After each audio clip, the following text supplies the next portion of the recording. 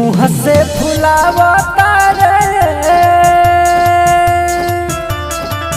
Pump नहीं रखल रे बाया रे। मुँह से फुलावता रे पंप नहीं रखल बारे। सरसों मिला के बाने झुन झुन बजावता रे। मुँह से फुलावता रे पंप नहीं रखले बारे। सरसों मिला के बाने झुन झुन बजावता रे। माई के सोइया हमर बेचत फुलावना बारे। इया के दमदा तोहर बेचत फुलावना बारे। मेहला दा सहारा में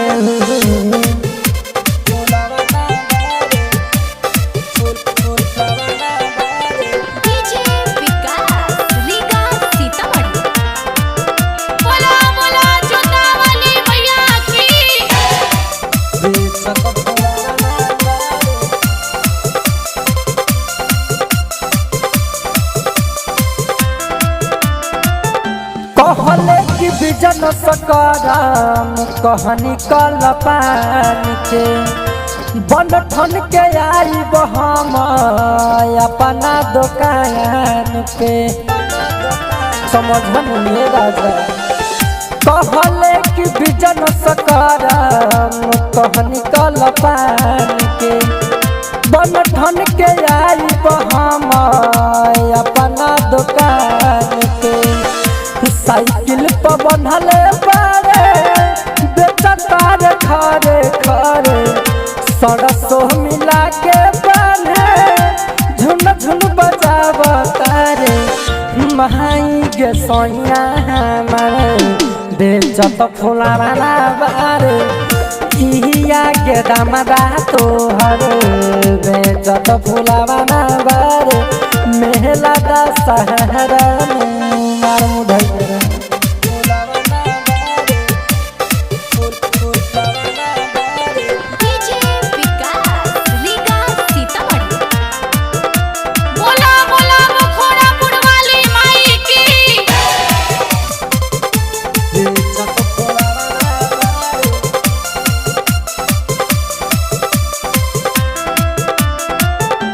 गे माई तो हानिला बड़का बड़का फेंकेले।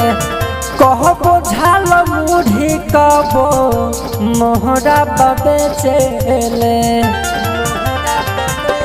समझ गे तो हानिला बड़का बड़का फेंकेले।